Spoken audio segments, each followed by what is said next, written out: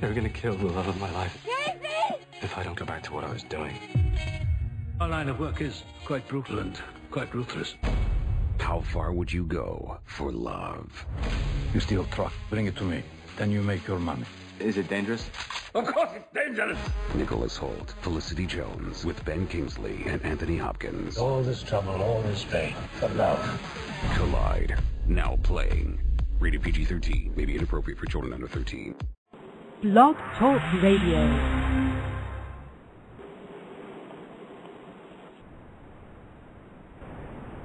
Good morning. This is your host, Llorraine Neithardt. You've reached Venus Unplugged, the virtual Heartbreak Hotel. And today's episode is going to be about the eternal feminine type of the Amazon. Last 2 weeks, we explored the Hatara, who's ruled by Venus, that type. And the few weeks before that was Demeter, which is the mother type. And obviously, with the mother type, we cannot get on this planet without a mother, so that's pretty important. These are all important designs that live within us. So part of this journey, this Wagnerian journey of heartbreak, what is this all about? Loving is a skill, and it's a skill we need to develop. And we need to know it inside and outside, not just how it acts, but what's going on inside of us that motivates us or has us choose sometimes an inappropriate partner or sometimes an appropriate partner, but then we don't know something about ourselves, like we don't know we have a strong Amazon inside of us. And then she comes up and the guy can't deal with it, but we can't contain it, so part of containing who we are makes it easier for another person to observe, all right? So this is part of what we're exploring, this nature of heartbreak. What happens? Is it because we're failures? No. I just think we don't know enough. We need to, we are told and we feel that we deserve it, it's ours, it's our right. But with any skill, with any gift, we can be born with a gift, but if we don't develop it in one form or another, it's not going to go anywhere. Same is true of loving. And love is the energy that moves the culture. I think this is going to be one of the biggest things, in the next 2,000 years, is understanding the nature of love. We very often burden love too much with our expectations. That is, the other person secretly is going to make us whole. Well, that's not going to be happening. So, the Amazon type, this is based on the work of Tony Wolff, Wolff. Tony Wolff was the Hatara for Jung. And she contributed a great deal to his work on the 4 types, and her work particularly was the intuitive and sensate type. And she also developed the 4 eternal feminine, all right, which is the mother, the Hatara, the Amazon, and the Medaio. So what we're looking at now, what we're exploring is how are these types living in us, or how are they being repressed? I got a few emails, which was marvelous, and it was about women realizing that they were Hatara. Hatara relates to the male, okay? She wants to nurture his aspirations. And a few women emailed and said, they felt so guilty because they related to the men and much easier than they did to women, and but they were trying so hard to be feminists. It's like, being feminine is a feminist. We have different types of approaching and evolving in the feminine. That's the divine plan, okay? And what we're trying to do is understand, grasp, and honor the divine plan of how you're structured. I mean, we do it in astrology. People who are involved in astrology are looking. They understand that there's different signs and different types. The subtlety, and the more you know about it, the less you think you know anything, because it's such a profound, sacred science. As is psychology, which is the study of how psyche works. Because the internal world informs the external world. And that's why we get in trouble in love. Or we can't hear ourselves. We don't know. In this case, you may not know that you have a strong Amazonian, Athena-like personality, and you love competition, and you love to be first, and you really are not that interested in what the man thinks or doesn't think. It's not your concern. Your concern is to achieve the goals you were born to achieve. Now, if you don't know that, and you just go flying into something, it freaks people out. Men run. Weak men run. Strong men go like, whoa, Nellie, look at this. The Amazonian woman does not want to be taken care of. She's not looking for a relationship. She's usually not even looking for a relationship. If she finds somebody along the way who's strong enough to deal with her Athena-like structure and values. See, we all have different values. If we don't know really what our value is, and we're just listening to what the value, we're being told the feminine is, it's never going to be right. You have to know yourself, and then honor that and celebrate that. And its opposite. That's part of what I want to bring a lot of consciousness to, is the opposites. You know, wherever we're living at one, the opposite is lurking, and very often the opposite is what gets acted out, and we don't even know it. We don't even remember. It's like, I didn't say that. It's like, no, but your shadow did. You know, people don't realize the shadow isn't negative. It's just its opposites. It's just what we don't know about ourselves. So we're not afraid of the dark, and we're not afraid of the shadow. There's a lot of gold in what we don't know about ourselves, because it balances us out and makes life loving. And what I mean by loving is not all those good, warm feelings. Loving is fierce. Loving is a verb. It's beautiful. It's like awesome. Doesn't even mean that you have a relationship. It's a relationship with yourself, or it's a relationship with, it's the very energy that moves the universe. So if it's moving a universe, what do you think it's doing to us? We have to understand this is a powerful force. That no tricks, understanding. The culture has evolved enough so we can begin to understand these things. Okay, now the Amazon type, these are women have always been epitomized by the part of womankind that stands independent of the male, yet characterized by the masculine spirit of adventure and courage and conquest. They're very rational. They can be very specific in detail, relentless in their drive to achieve their own goals. She ventures out, and very often she brings the culture forward. We see that in our politicians. We see that in our business women, okay, where there's enough going on that finally they're starting to feel are getting equal pay, and that will change too. So this Amazon type here, this is, let me see, the tribes of the woman warriors known as the Amazons. These women and their mythologies began somewhere in the 9th century. They're kind of like the female 300, if you saw the movie 300, okay? And the Amazon lore held three characteristics: passionate love of freedom and apathy towards men. The battlefield was their professional preoccupation. They traded in horses, so the battlefield would be business or politic or, you know, whatever you decide you want to do, it becomes the battlefield. You're going to stand up. You are not going to be in the background, okay? There's a certain kind of eroticism that this type has, but it's not necessarily related, where the mother relates to the children, the Hatara relates to the the dreams of the man, and very often sacrifices herself or her own talents, because she does not realize that this gift she needs to step into and step out of, and not give over the whole enchilada, because she winds up with nothing, and becomes the mistress, but no, she loses herself. And we can have all of these. We do have all of these types inside of us, but we just have to know which one is operating, okay, or which one we've developed so that we could get along in society. But that's not really our true nature. That's not truly what we want, okay?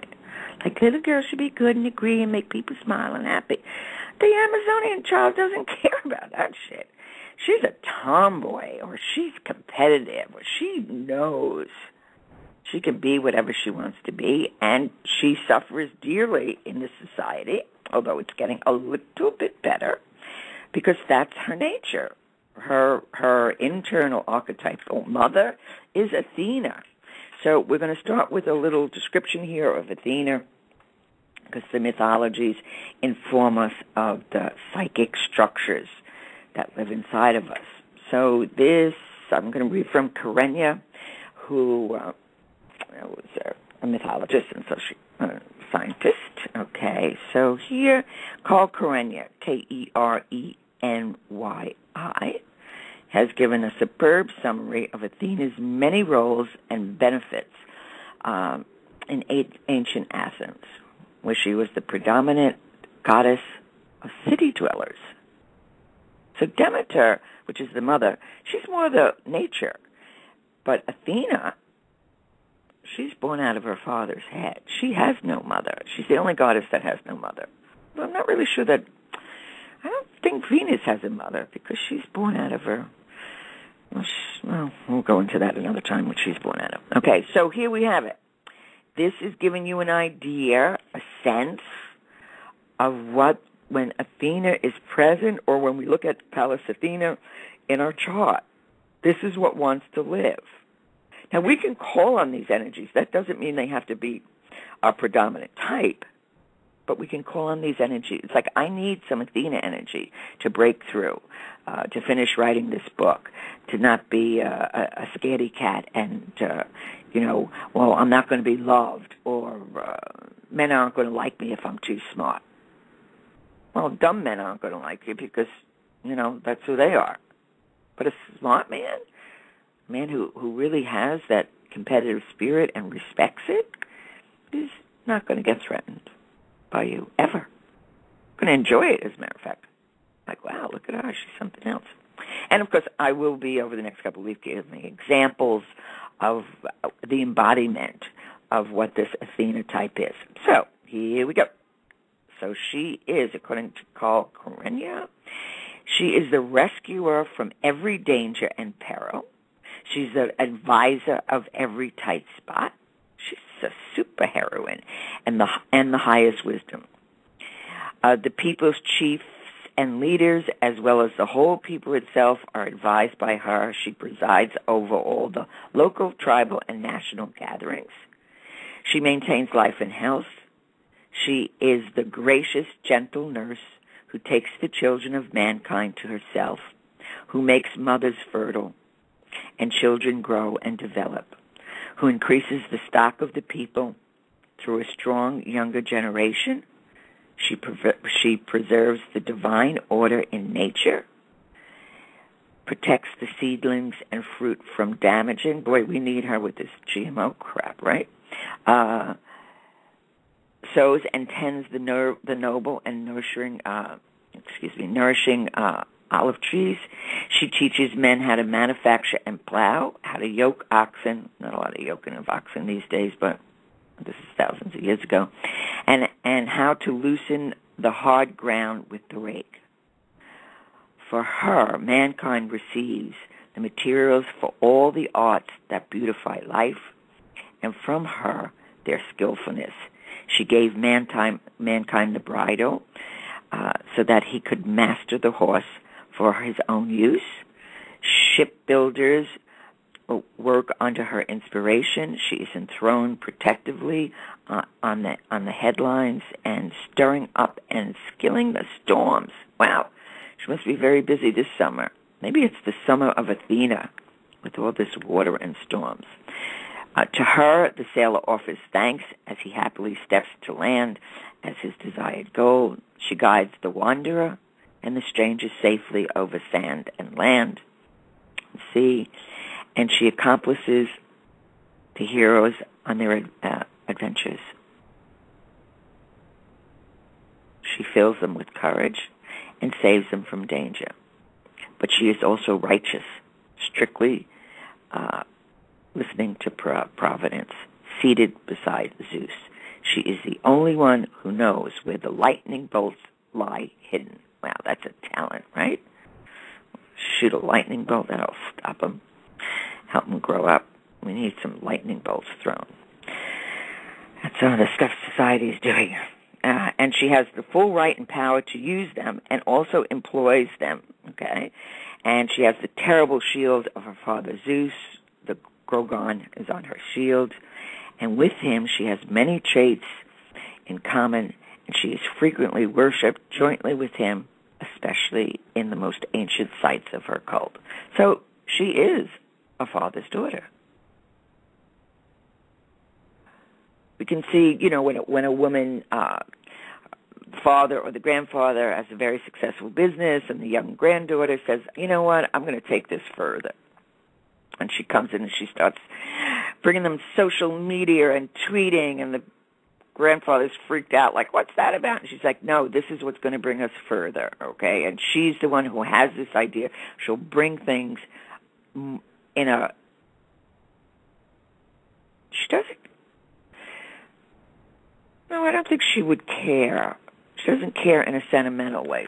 She's certainly not ruled by sentimentality and pity, which are the more related archetypes are ruled by. It's like, oh, they're going to feel bad. She doesn't care. She's got a job to do. She's here. She has a much greater sense. Now, sometimes that could be narcissistic, but very often it's not. She just has a greater sense that she needs to bring the world together, that she's a clear thinker. So she's not being influenced by the animus. The animus is the male within females. She can think independently and separately, which very often makes childhood a little difficult because she's strong-willed. And that's not a bad thing, if you listen. She's not being stubborn just to be stubborn. She knows. She's aware. She has a fate. And she's not backing off. So when we look at these, I'm going to go over so out of this worship of Athena, okay, comes the woman warriors, and they were called the Amazons. And we have Amazons in our midst. We have Amazons in our world, in our life, and these are the women that bring. Oprah's one. She's very powerful. Khaleesi in the Game of Thrones. Wow. I love her with the dragons, okay? So these women, they venture, and they always go a little beyond the accepted norms of her culture. And yet they're always attuned to public life. Her energy and her tendency are unmistakable. It's who she is. Never be ashamed of that. If people find it difficult, okay, fine, she can become a little more related. That's up to her, but she's evolving the culture. So these tribes of these warrior women as the Amazons and their mythologies began somewhere in the 9th century. As I said, they're like the female 300. Some of the characteristics that they have, according to Tony Wolfe: passionate love of freedom and apathy towards men. The battlefield was their professional preoccupation. They traded in horses. Eroticism followed in their wake.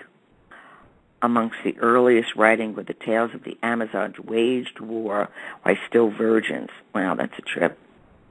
And it was said that they had to kill 3 warriors before she was allowed to leave the battlefield life and become sexually active. Some say that the Amazons were closely related to the god Dionysus, was the god of wine and ecstasy, the Maeads. Yeah. So this strong and powerful type, as I said, she lives in all of us. And if we start to understand how these energies live inside of us, we can call on them. We can cultivate that. We're not making it up. It's there. It may be very deeply buried. And I've seen it often that the Amazon top will save and help battered women. The women don't even know that there's another way.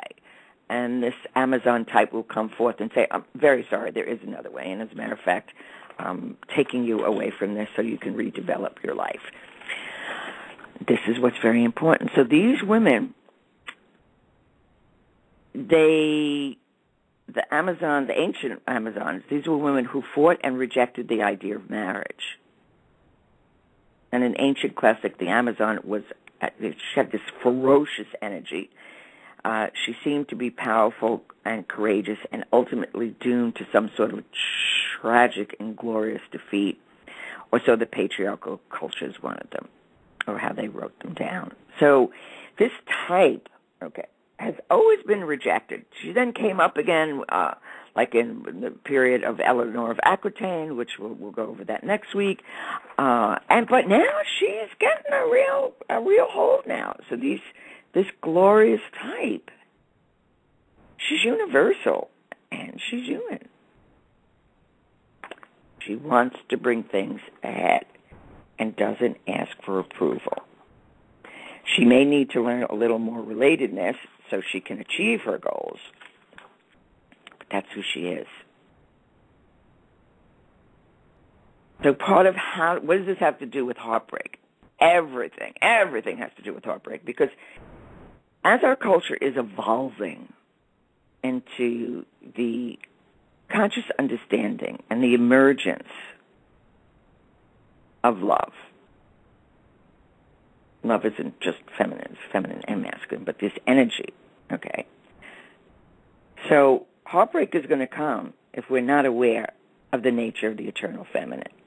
Not what the society wants, but who you are. And when you begin to understand these different types, then you honor the divine plan or the divine design. And you can work with these in any way that you want. So Pallas Athena, and you might get a little insight for those of you that are involved in astrology. Where is your Pallas Athena in your chart? And I have Pallas Athena in the first house. So I can just go for it. I don't realize it, because it'd be like, even today it was like, oh man, I don't know if I could relate to the Amazon. And then I started to think about it and feel it through and remember Athena. It's like, oh yes, I can. It's not my predominant type. I'm more the Medial, but the opposite of the Medial is the Amazon. So that would be my shadow. Like I'm capable of standing up there and doing what I got to do. And I guess in a way that's what I'm doing here. Maybe it's my Athena, my shadow Athena, that is trying to bring the culture forward in this thing called heartbreak. Because where the heart breaks, we are open to the beginning of wisdom. Not because we're losers. It's not because there's no good men. What are we, the Marines? That's not true. It's because we don't understand. We're given a list, and if we don't match the list, it doesn't happen. Instead of, let's see what's going on inside of us, this glorious internal world that is really affecting the external world. As I say again and again, the interior informs the exterior. And that can be very hard for extroverted people because they want everything to be out there. And it's like, well, if it's out there and I made my list and I did this and I did that, nothing happened. Because it has to draw from the internal. or the Emperor's New Clothes. We may think that we're being related, but in fact, no. We're just like doing the Amazonian thing. Like, let's just shoot this arrow. Let's go for this. So this is part of what I'm trying to attempt here. Is this magnificent kingdom you have within? All right. So this goddess within, this eternal myth of Athena, and it shapes our lives. And there is this rebirth of this type. Pallas Athena, she's the maiden warrior. She stands for the highest ideals in creation. She's her father's daughter, and she's born out of her father's head, no mother. So the story with Athena, Zeus swallowed her, okay, and then, because her mother was pregnant, and he was afraid that, I forget what the mother's name was, that a boy would be born, right? And then one day he gets this blazing headache. Okay, I'm just thinking, I wonder if, just a wondering, don't know if it has any truth in it, it certainly has imagination in it, if that's part of, why we get migraines, that splitting crazy, it's like people get hit with lightning bolts in their head. If it's really because they need to utilize their Amazonian, their Athena, if her wisdom is trying to break through. Just a thought. You can work with that. See if it fits. If it doesn't fit, throw it out. Okay? So she's born, so that's what happens. She comes out of her father's head fully armored. Now, what does that look like in our life? When we're born out of the father's head, we relate to the father, his values, what he believes. Sometimes we'll just go straight into competition, or if we have a weak father, we definitely don't like it. So Athena restores wisdom for all the warriors, and all of them pray for Athena's wisdom and strategy. As of state, Athena was Zeus's anima, his creative side. Athena is equal to her father in strength and prudent wisdom. So an Athena type or an Amazon type is equal. And she's not backing down. She is not going to back down.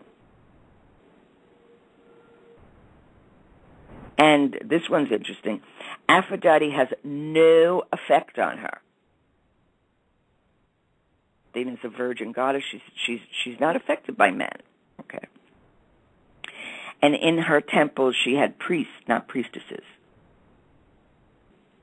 So that tells you what part of what she's about. So she doesn't want to please the man. She doesn't want to, help his dreams come true. She doesn't want to mother him. She's interested in bringing the culture further through her wisdom and her guidance, and sometimes just through her strong will. But if she knows who to pray to, and she knows where this force comes from, she can be extremely wise and powerful and help all of us. So this week's heart task, I always throw out a little heart task for those who like to do homework or understand in their own world. I was imagining that, if you would imagine, or actually do it, if you're kind of starting to understand what these types are about, the mother type, the Hotara, the Amazon, and the Medeo. She's kind of like the psychic one.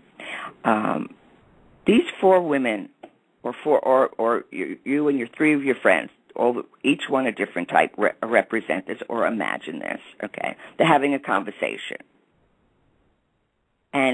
but a man walks into the conversation, sits down.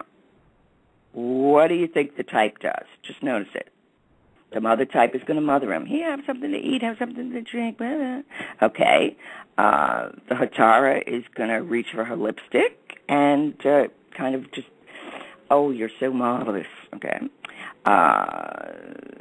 The Amazon may reach for her Glock or reach for her statistic. And the Medeo, she's going to be talking about astrology and shit that he doesn't understand unless he's kind of evolved. So just look at that. How is that working in your life? And just play with it. I know this is a lot of information, but it's better out than in. And if we explore it and bring it, it's really cool. Okay, so today I'm going to be tweeting for an hour after the show, and let's see how that goes. So tweet your questions or your comments or whatever you want it to be. And my website, LorraineNeithardt.com. You can download the Venus Unplugged. The tweet is Venus Unplugged. And you can go on the website and book an appointment if that's what you want. And have glorious, it's the summer solstice, yay! I'm going to go sleep with the wolves, literally, at the Wolf Conservation. They're having a sleepover this weekend. Yippee! All right, so next week we continue with the Amazons, and we say maybe we'll go with Eleanor of Aquitaine. She's one of my favorite. So have an absolutely glorious day. Fight for what you believe in. Walk in your truth. And whatever anybody's saying about you, they don't know who you are. You know who you are. So have a blessed, blessed week. Talk to you next week. Bye. Napa know-how. The Napa guy knows not to judge a man by his car's multicolored paint job or absence of modern gadgetry. Who cares if it's technically old enough to vote and the windows are powered by the strength of your left arm? Your monthly payment is zero, and it'll stay that way. Because with over 500,000 parts and a little Napa know-how, you can keep anything on the road. She may not be pretty, but she's all yours. That's Napa know-how. Napa know-how. They're gonna kill the love of my life. Daisy! If I don't go back to what I was doing. Our line of work is quite brutal and quite ruthless. How far would you go for love? You steal truck, bring it to me. Then you make your money. Is it dangerous? Of course it's dangerous! Nicholas Hoult, Felicity Jones, with Ben Kingsley and Anthony Hopkins. All this trouble, all this pain, for love. Collide, now playing. Rated PG-13, may be inappropriate for children under 13. Collide, now playing. Rated PG-13, may be inappropriate for children under 13. Collide, now playing.